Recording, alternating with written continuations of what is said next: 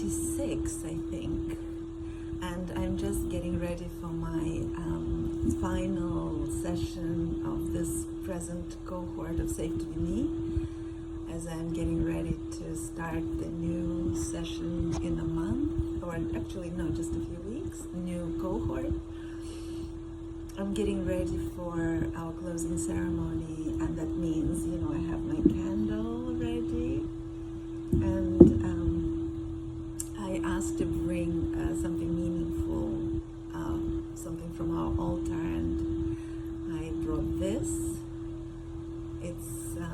something that means a lot to me symbolically from the early years of my marriage,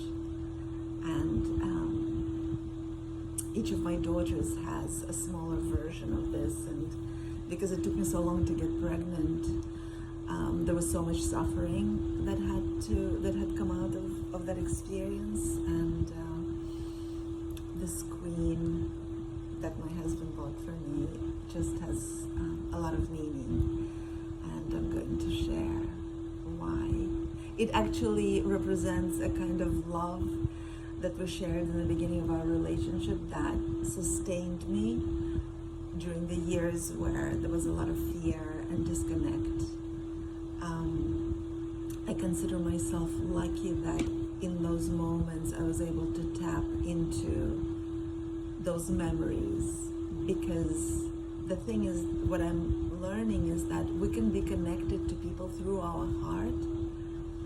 no matter what, whether they're in our lives or not, whether our relationships have evolved. And I think it's such an important realization that I speak a lot about in my sessions, that our connection to people, we tend to limit it to physical proximity. And what I realized is that our connection to people is so incredibly durable when we're willing and able to allow it. It has to do with opening our heart, and we can connect to people through our heart, whether they're in our lives or not, whether they're even alive or not. And that opportunity, that potential is always there within us, and yet we limit our access to love in so many ways, by just keeping our heart closed as a protective mechanism. And so yeah, I was very lucky that in the moments when I felt very disconnected from my husband, I was able to remember and connect to those earlier moments that still had place in my heart. And I'm not saying it because, that allowed us to still stay together, because as you know, for me, any kind of goal or longevity is really not a symbol of success in a relationship. For me, it's just, I'm so grateful anytime I open my heart, whether it's to my mother or my sister or some other people who, have rejected me perhaps, because what it does to me is it nourishes me first of all, right? My open heart nourishes me first of all,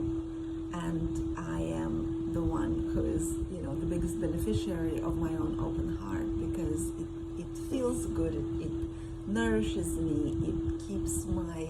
creative juices going, it fills me with vibration that is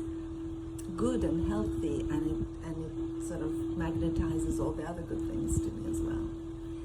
So yeah, this is what I'm thinking and feeling today,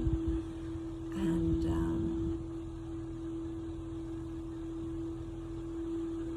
so many other things actually. But I had such an incredibly busy day that I haven't had much time to process, and I haven't even written in my journal today, which is very rare. So I'm just going to share this today, and I will see what comes out tomorrow. See you then.